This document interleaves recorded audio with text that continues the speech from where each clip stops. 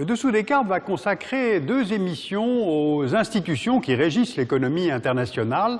Alors pour ce faire, aujourd'hui, je me suis installé au Palais Brongniart, l'ancienne bourse de Paris, et qui aujourd'hui est devenu un lieu d'accueil pour les entreprises ou pour des manifestations. Alors aujourd'hui, je vais commencer par vous parler du Fonds monétaire international pour essayer de comprendre comment fonctionne le FMI.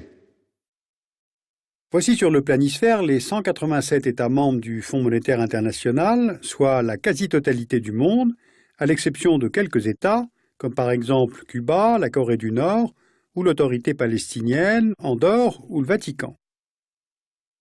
Le siège du FMI est situé à Washington, et ce fonds est né juste après 1945. Car pour réorganiser l'ordre mondial qui se dessine à la fin de la Seconde Guerre mondiale, les grandes puissances sorties vainqueurs, États-Unis, Royaume-Uni, Union soviétique, se réunissent été 1944 près de Boston pour une conférence à Bretton Woods. Et cette conférence va créer de nouvelles institutions chargées d'organiser la coopération internationale, parmi lesquelles une banque internationale pour la reconstruction et le développement, qui deviendra la Banque mondiale, et un fonds chargé de coordonner les politiques de change, ce qui donne naissance au Fonds monétaire international. À l'origine, ce fonds est créé pour réguler le système monétaire international de change fixe, basé après la guerre sur la convertibilité du dollar en or, mais avec la fin de cette convertibilité en 1971, le FMI se transforme en instrument de refinancement pour les pays considérés à l'époque comme en développement et qui font face à des crises chroniques liées à leur déficit budgétaire. Alors comment fonctionne aujourd'hui le Fonds monétaire international ? Le FMI reste un organisme prêteur. Il intervient lorsque les pays concernés en font eux-mêmes la demande et s'ils s'engagent à rétablir l'équilibre de leur balance des paiements par des politiques restrictives sur leurs finances publiques, ce qui, dans les faits, revient à exercer un contrôle sur les politiques économiques et sociales de ces États. Quels sont les financements du FMI ? D'abord, il est le 3e plus grand détenteur de réserves officielles en or du monde, avec 2827 tonnes en janvier 2011, derrière les États-Unis, avec 8134 tonnes, et l'Allemagne, mais devant l'Italie, la France et la Chine. Le FMI est aussi doté de ressources provenant de ses 187 États membres, variables selon le poids de chaque pays dans l'économie mondiale, et c'est ce qu'on appelle les quotes-parts.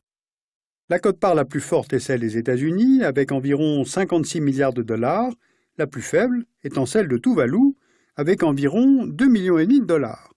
Ce qui fait que les États-Unis disposent de près de 17% du total des voix attribuées au sein du conseil d'administration, et Tuvalu ne dispose que de 0,01% des voix. Alors cette répartition des quotes-parts est très importante, car elle détermine pour chaque pays non seulement sa capacité d'emprunt, mais aussi son droit de vote quand il faut décider de l'attribution de prêts aux États en difficulté. Alors pour les décisions les plus importantes, les statuts du FMI exigent une majorité de 85% des voix, et avec près de 17% du total des voix, l'aval des États-Unis reste évidemment incontournable, et de facto, les États-Unis au FMI disposent d'un droit de veto. Sauf que depuis plusieurs années, les rapports de force changent. Certaines des économies émergentes, comme le Brésil, l'Inde ou la Chine, sont devenues de nouvelles puissances internationales et financières.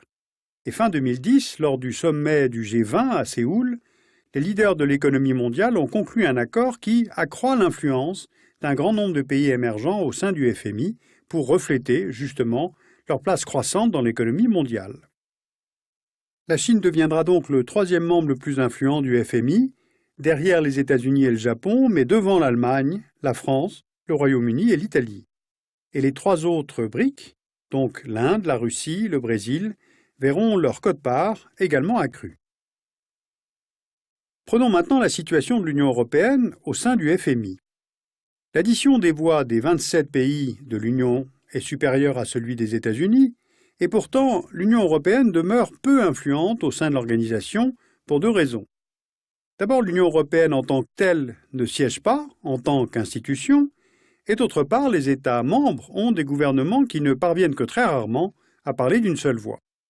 Voilà donc un petit peu résumé les mécanismes. Donc voyons maintenant la doctrine économique. car le FMI et d'ailleurs la Banque mondiale sont des institutions qui se fondent sur une même idéologie appelée consensus de Washington. Alors ce consensus suppose le retrait de l'État de la vie des affaires, une plus grande intégration des économies dans le commerce international, et cela passe par l'application de programmes d'ajustement structurel et la privatisation progressive des compagnies nationales. Donc pour être concret, prenons deux exemples de crises au cours desquelles le FMI est intervenu. Le Ghana. Ce pays est aujourd'hui le deuxième producteur mondial de cacao derrière la Côte d'Ivoire. C'est une culture qui représente plus de 60% des exportations agricoles du pays, donc le Ghana est très dépendant du cacao. Or, en 1982, ce pays voit son économie frappée par la baisse générale des cours des matières premières agricoles, donc le Ghana est contraint d'emprunter et de s'endetter. Outre le cacao, le pays est également doté de ressources minières avec de l'or, du manganèse, de la bauxite, des diamants, mais l'industrie n'est pas suffisamment développée pour permettre une exploitation efficace des ressources et favoriser ainsi la reprise économique du pays.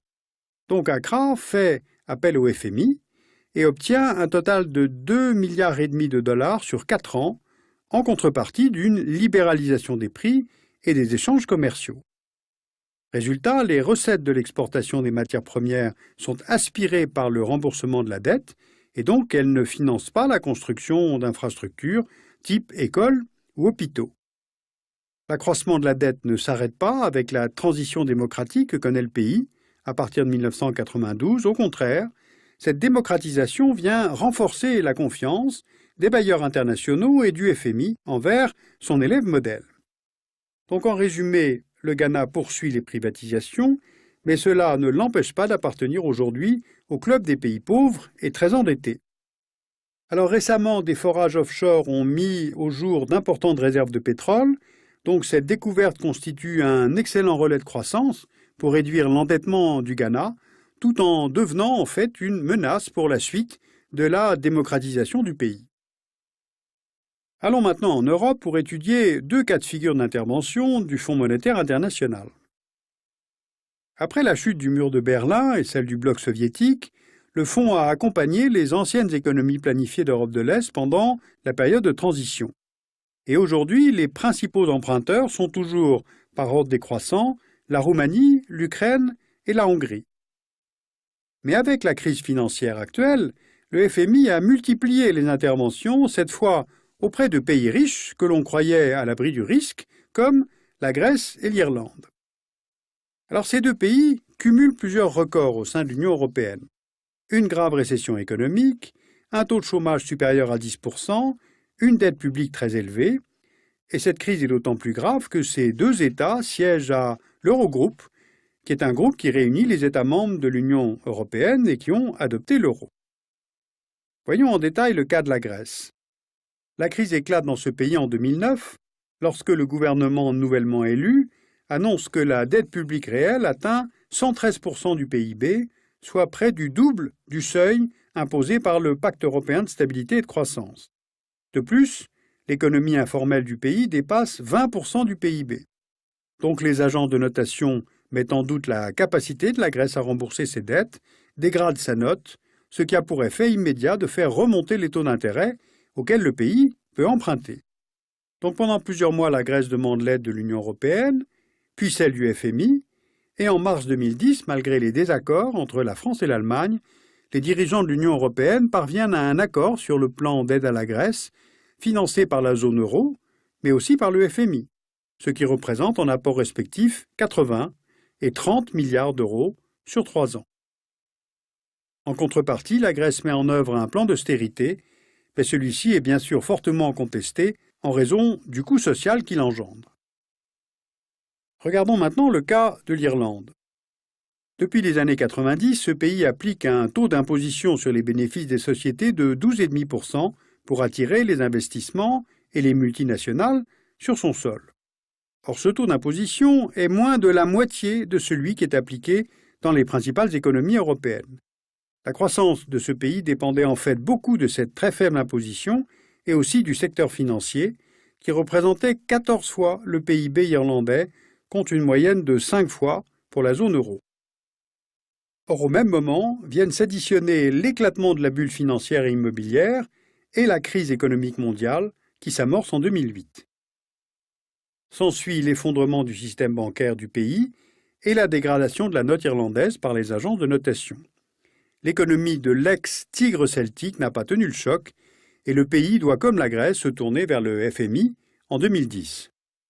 Le plan d'aide d'urgence de 85 milliards d'euros finalement décidé est financé par l'Union européenne à hauteur de 45 milliards, par le FMI pour 22 milliards et demi et par l'Irlande elle-même qui apportera le solde, soit 17 milliards et demi d'euros. En contrepartie, l'État irlandais devra revoir tout son modèle économique et social, ce qui devrait en principe lui permettre de faire passer son déficit de 32% du PIB en 2010 à 3% en 2014, tel que l'exige le pacte de stabilité en vigueur dans la zone euro. Voilà, je vous ai décrit quelques-unes des missions du Fonds monétaire international. Pour certains États, en tout cas, les interventions du Fonds ont constitué une bouffée d'oxygène, voire une véritable bouée de secours, avec tout de même pour effet pervers des mécanismes de surendettement ou d'augmentation de la dépendance vis-à-vis des bailleurs internationaux. En tout cas, les capacités d'intervention du Fonds vont être triplées, passant de 250 à 750 milliards de dollars à partir de 2011, car le Fonds est au cœur de la stratégie internationale des dirigeants du G20. Alors ça ne résoudra qu'une petite partie des questions financières, car il conviendrait parallèlement de trouver les moyens d'élever le niveau de responsabilité de certains dirigeants économiques et bancaires.